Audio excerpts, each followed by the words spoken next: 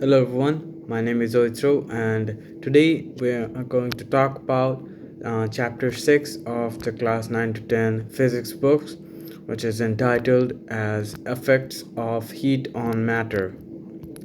So at first this chapter might seem like it's just about things getting hot and cold, but there's actually a lot of things going on. So yeah, like heat can change the temperature of an object, and also it can change its size, and if enough heat is supplied it can even change the state of matter itself.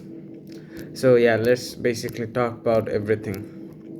So first we need to understand the difference between heat and temperature, because these two are very easy to mix up. Heat is a form of energy that transfers from body at a higher temperature to a body at a lower temperature. For example, if you put a cold spoon into a cup of hot tea, the spoon gradually becomes warm.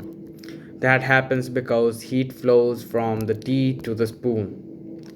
Temperature, on the other hand, tells us how cold or hot something is. So, heat is energy being transferred, while temperature is basically just a measure of the thermal condition of a body.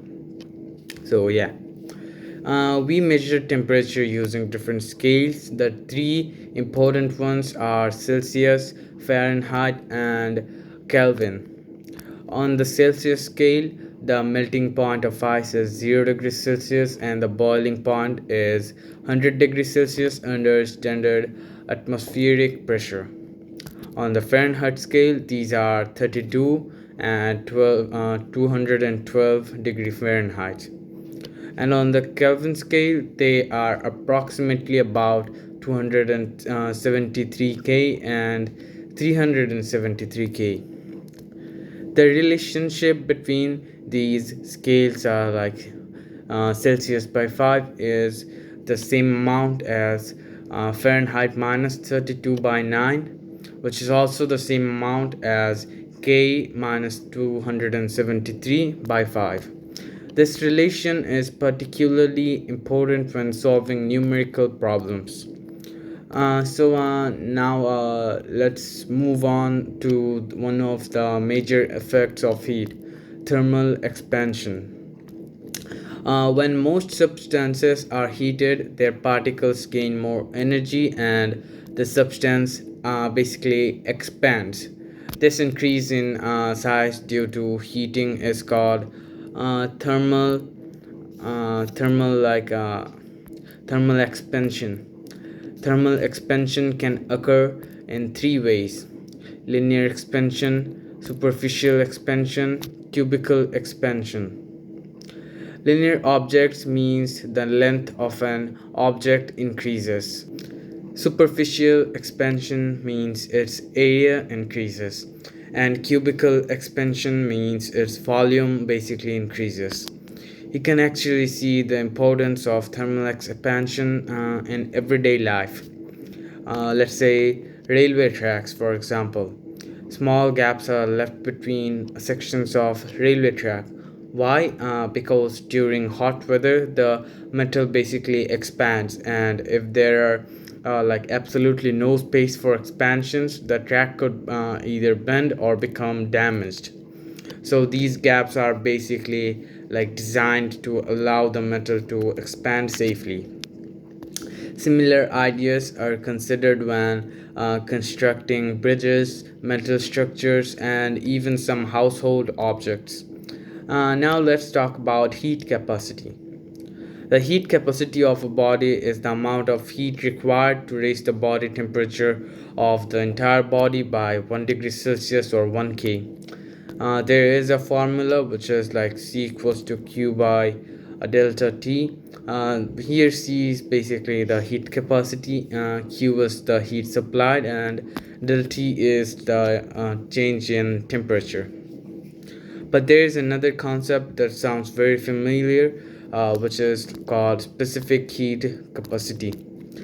Specific heat capacity tells us how much heat is required to raise the temperature of 1 kilogram of a substance by 1 degree Celsius or 1 Kelvin. The main equation we use here is Q equals to mc del T. Here Q is the heat supplied, M is the mass, C is the specific heat capacity, and del T is the change in temperature. This formula is extremely important for numerical problems. So yeah, different substances have different specific heat capacities. Water, for example, has a relatively high specific heat capacity. That means that water can absorb a large amount of heat without its temperature increasing extremely quickly.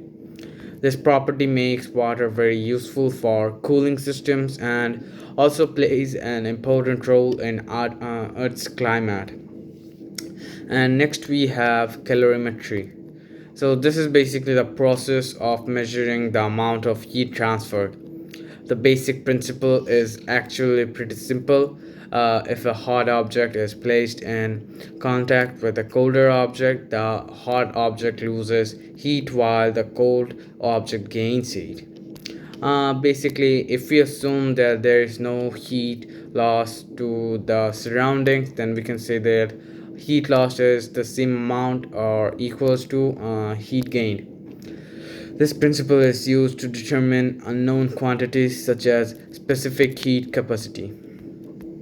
So yeah, for example, imagine placing a hot metal block into cooler water. The metal loses heat and the water gains heat. By measuring the masses and temperature changes, we can calculate different thermal properties. Yeah. So let's get to the major part of this chapter, which is called change of state. Matter can exist mainly as a solid, liquid, or gas. When we supply or remove heat, matter can change from one state to another. Let's say think about ice. When ice is heated, it eventually melts and becomes water. So basically, like from solid, it becomes a liquid. If we continue heating the water, it can turn into water vapor, which is basically liquid turning into gas. The change from solid to liquid is called melting. The change from liquid to gas is called vaporization, and it can happen through evaporation or boiling. The opposite processes also occur.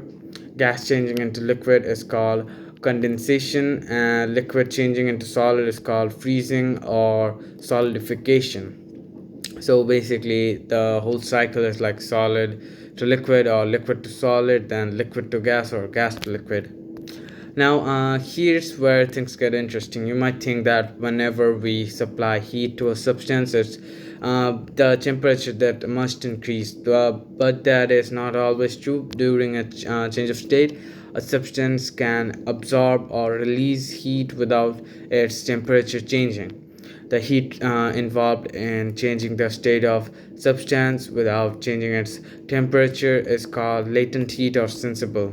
And no, specifically, it's called latent heat. So yeah. For example, when ice is at its melting point is being converted into water, the temperature remains constant during the melting process. The supplied heat is being used to change the state rather than increase the temperature. The formula for latent heat is Q equals ml, where Q is the heat required, M is the mass, and L is the latent heat. So yeah, so basically I talked about the whole chapter, and so yeah, thank you for listening to me, and yeah, that's all for today.